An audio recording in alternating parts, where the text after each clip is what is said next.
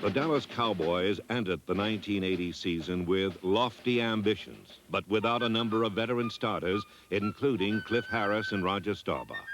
Thus, experts relegated the team to the unaccustomed role of also-rans in the NFC East. But the Cowboys are creatures of habit, and their habit is winning. The names may change, but this mighty river keeps on rolling.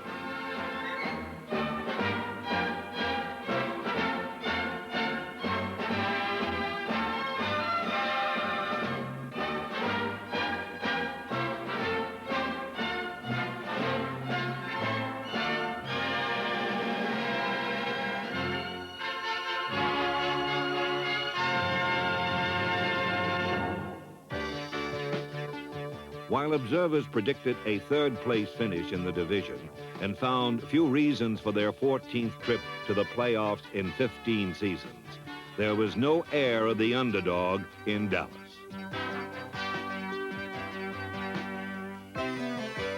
The Cowboys always seem to travel in neutral until December, when they employ another gear that puts them into championship drive. In 1980, this drive took them farther than many thought possible. The NFC Championship game at Veterans Stadium in Philadelphia. High formation in the backfield. The handoff goes to Wilbur Montgomery. Big hole. 30. He's going to score at the 20, the 10. Not much went right for Dallas on this day, and the Eagles defeated the Cowboys 20-7. A season is composed of dreams. For the Dallas Cowboys, their last dream was a nightmare. Go, Eagles! Yeah! The challenge began for Tom Landry the day Roger Staubach retired. For more than a decade, Staubach was an extension of the coach in the huddle. Now came a man more accustomed to carrying a clipboard than carrying a team. If there's anybody I would like to copy myself after, it would probably be Roger, but I'm not going to try to do that. If it turns out that way, fine. But I'm going to do the things that Danny White does best and do them the way that I do them the best and not worry about that. The comparisons will come and the criticisms will come based on what Roger did, and I realize that. No longer the understudy, but the star. Danny White threw the most touchdown passes in Cowboy history. Under White, the Cowboys exposed weakness by exploring the whole field. Number 11 relied on the adage, you take what the defense gives you, a radical departure from the gambling nature of Roger Staubach. Roger was such a great competitor. He believed he could do things when the odds were a little bit against him. You won't find Danny White doing that. Danny White has a great grasp of offense, very intelligent quarterback. He reads keys extremely well. So he's going to be moving the ball according to what the defense is saying to him. Whatever the defense said to him was quickly translated into touchdowns. The Cowboys scored the most points in the NFL and the most in their history because of White's ability to read the intent and flow of a defense, then react to it and find the open receiver.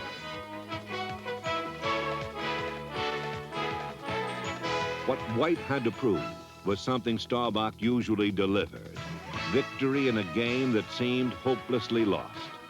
This came in St. Louis with 46 seconds remaining. Up and down set on 4th and 5. John Fitzgerald snaps it back. White has it. He's got time, goes deep in the end zone for Tony Hill. Up for grabs, caught, touchdown! Tony Hill on 4th and 5, touchdown Cowboys! With victory, the ghost of Roger Staubach vanished from the Dallas Cowboys offense. There was a ghost story on defense, and it haunted the team for most of 1980. With the retirement of All-Pro Cliff Harris and an injury to Benny Barnes, leadership of the Doomsday defense was shouldered by Charlie Waters. Number 41 sought to bring order to a unit that played one of the most complicated systems in pro football. Complexity often breeds confusion. Leaks in a totally rebuilt secondary were plugged by the veteran safety. With Waters leading the way, Charlie's Angels stuck their fingers into the dike.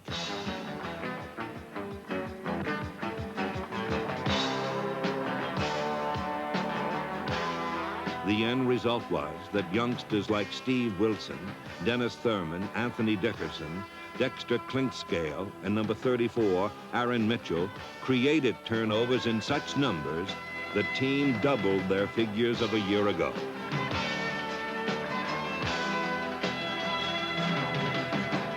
While the fortunes of the secondary fluctuated like the stock market, the front seven were solid blue chips.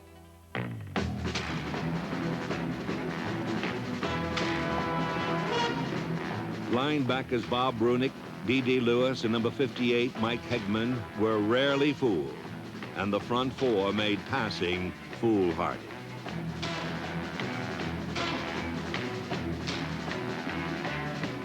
The Cowboys racked up 43 sacks, and for the 8th straight season, the leader was number 79, Harvey Martin.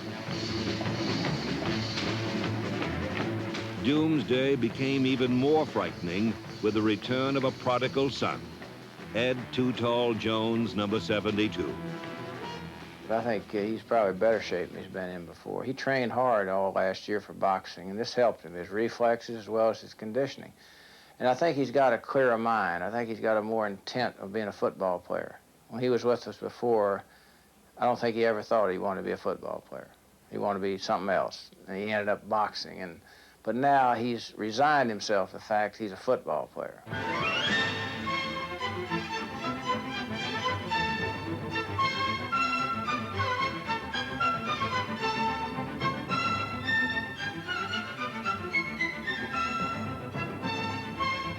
The added dimension of Too Tall Jones turned the rush line into one of the best in pro football. Arguably, the greatest lineman in the game was Randy White, number 54. No player can spot fear, anxiety, weakness, a lessening of resolve faster than White, and no one takes quicker advantage of it.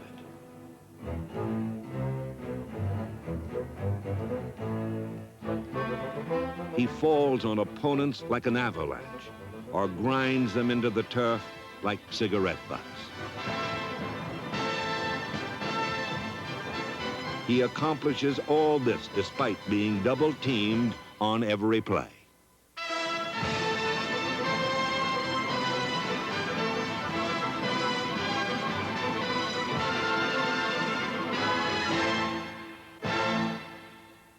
Examining Randy's style, notice that for small backs, he employs a hammer. For the Rams' 235-pound Cullen Bryant, he turns that hammer into a sledgehammer. Like the postman, nothing keeps Randy White from his appointed rounds.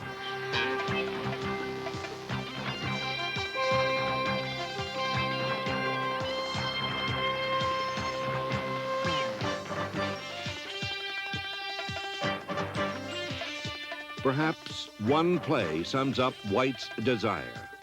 After rushing the quarterback, number 54 chased down Scott Fitzke, number 81, the former schoolboy sprint champion of Pennsylvania.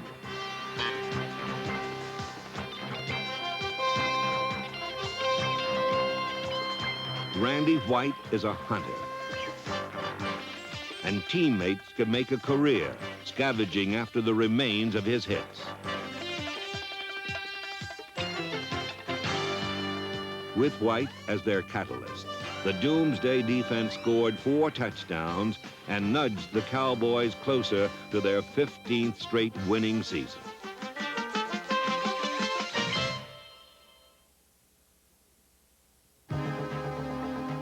The hallmark of the Cowboy offense was finesse and perfect execution, a mix that resulted in their possessing the football 5 more quarters than any team in the NFL. They devised a variety of ways to attack a defense, and they all led to the end zone. Ron Spring's number 20 was an explosive player, but the quickest path to 6 points was taken by Tony Dorsett, who became the first player in NFL history to rush for 1,000 yards in each of his first 4 seasons. In fact, every year since his sophomore season in high school, number 33 has gained 1,000 yards.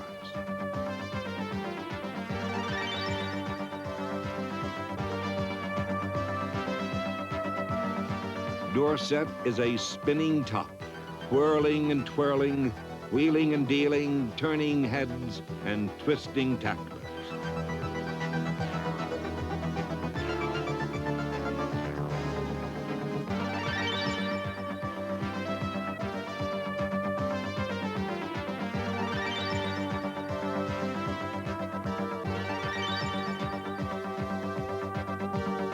If Dorsett displays the dazzle of a disco dancer, then Robert Newhouse, number 44, is your basic rock and roll runner.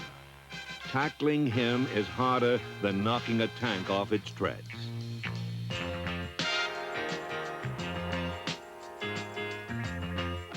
Newhouse is the kind of back who looks for a crowd, then joins it.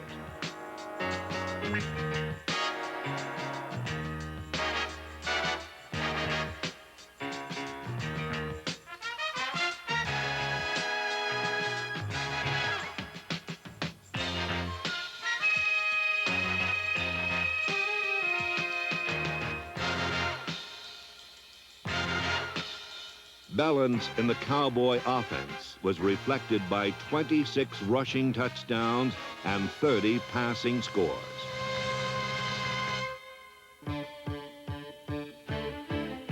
At the flanks stood number 80, Tony Hill, and number 88, Drew Pearson. The twin towers of the Cowboys' passing attack. Drew Pearson's meticulous patterns placed him precisely in the right spot at the right time and made him the Cowboys' all-time leading receiver. Tony Hill's catches are jewels, and in 1980 he strung together a necklace of 60 of them, worth 1,000 yards and 8 touchdowns.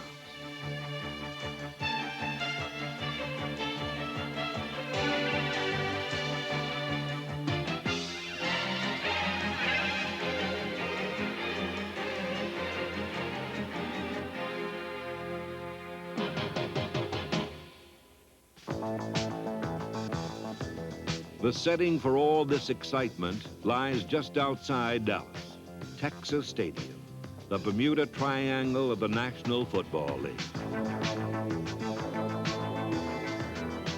In these glamorous surroundings, the Dallas Cowboys did not lose a football game. Opposing teams found it far easier to march into Texas Stadium than march out. In the triangle, hopes and victories vanished without a trace.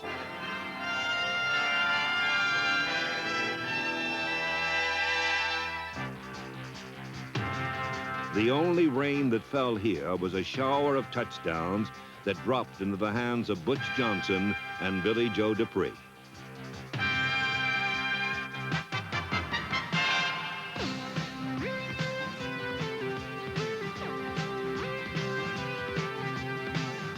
The Cowboys have been called computerized and criticized for doing things by the numbers.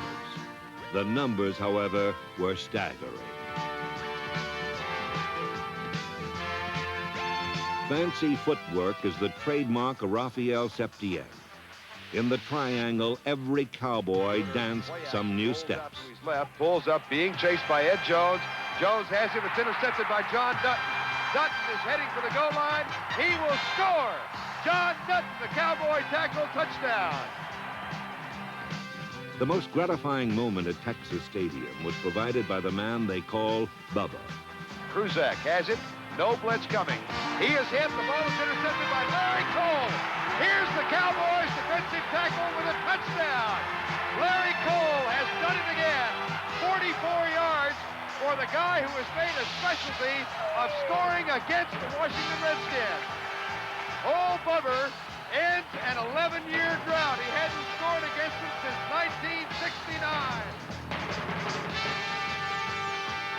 The most dramatic turnaround came at the expense of the high-scoring Chargers. Trailing by 10 points at the half, the Cowboys and the Triangle swallowed up San Diego.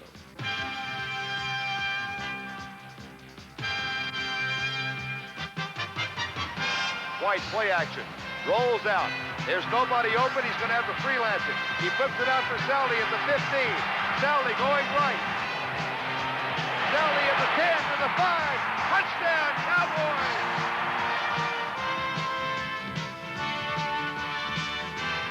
Their gaudy record at Texas Stadium and a victory at Oakland helped keep the Cowboys in the thick of the fight with the Eagles for the NFC Eastern title.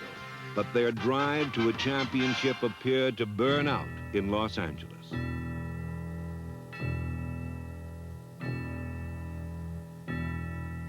After this shocking loss, the Cowboys needed reinforcement of their championship stature. This came in a showdown with the Eagles on the season's final week. Good play. Good play. Good play. Blitz, blitz, blitz, blitz, blitz, blitz. Danny White 5 yards back. Maximum blitz. Fires it into the end zone. Preston Pearson, touchdown. The Cowboys not only needed to win the game, but needed to win it by 25 points to ensure the Eastern title.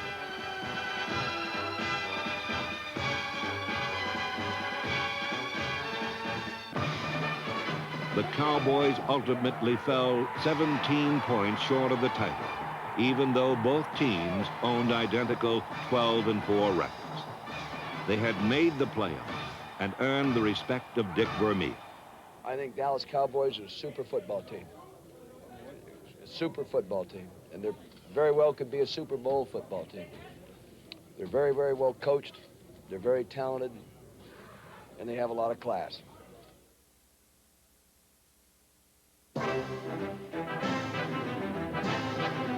It was victory with vengeance in the wild card playoff as the offensive line of Cooper, Rafferty, Shaw, Fitzgerald, Scott, and Donovan unleashed Tony Dorsett on the Rams. Danny White has it. Hand off Dorsett to the 10. Goes to the outside. 5. Touchdown! Happiness was a team record 338 yards rushing, 160 of them by Dorsett. Come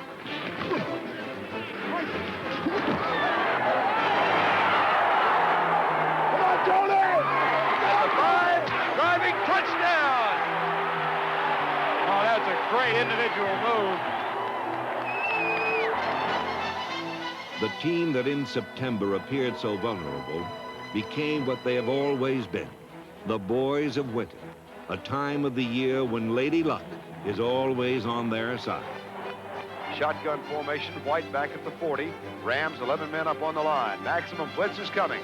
Danny reads it, goes deep for Butch Johnson, has it at the 10 to the 5. Touchdown!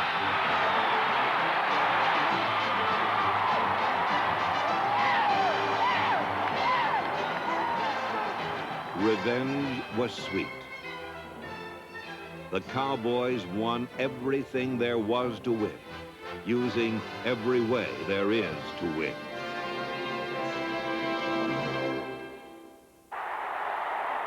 Good afternoon, everybody, from Atlanta's Fulton County Stadium. Playoff action this afternoon. The surprising Dallas Cowboys against the champions of the NFC West, the Atlanta Falcons. This Dallas Cowboy football team, a team in transition. They had lost Cliff Harris, the all-pro free safety. They had lost their starting quarterback, Captain America Roger Staubach, Danny White to replace him. They had a very young secondary, but somehow they have all come together, and they finished with a rush the final 2 weeks of the year, defeating Philadelphia, then defeating Los Angeles to earn the right to come here, and they should play well this afternoon. Bartkowski has him back at the line, 3 wide receivers in the lineup. 2 to the left, 1 to the right. Bartkowski back to throw. Blitz is coming again. Bartkowski is going deep, has Jenkins wide open at the 20, at the 10, at the 5, touchdown.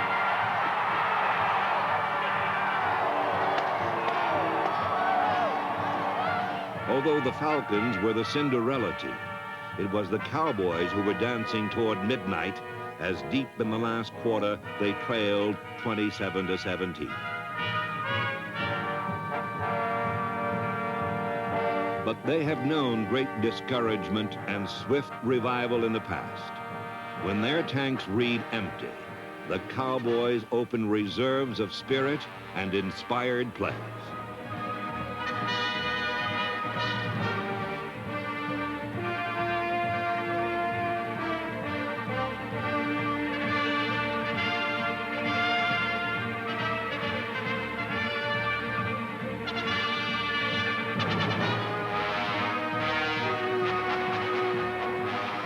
Drew Pearson's spectacular touchdown catch narrowed the lead to 3 points, 27-24. In past seasons, the Cowboys always looked to number 12, Roger Staubach. With 49 seconds remaining, the savior of the season wore number 11. His name, Danny White.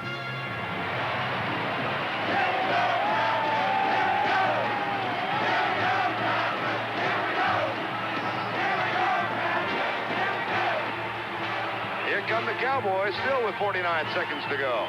Ball at the 23, 27-24. Danny White with one running back. Here comes the blitz again. Danny back to throw into the end zone. Caught! Touchdown! Drew Pearson, the Cowboys wide receiver. And Roger Staubach, who threw to Drew so many times, just turned around and said, I don't believe it. The 30-27 comeback victory was deja vu, an instant replay of 1975 and the Hail Mary catch against the Minnesota Vikings. No longer can the Cowboys be accused of being chiseled out of cold steel. In 1980, they marched toward a future as glorious as their past.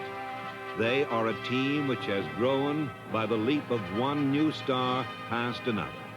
A team that rolls along like a mighty river.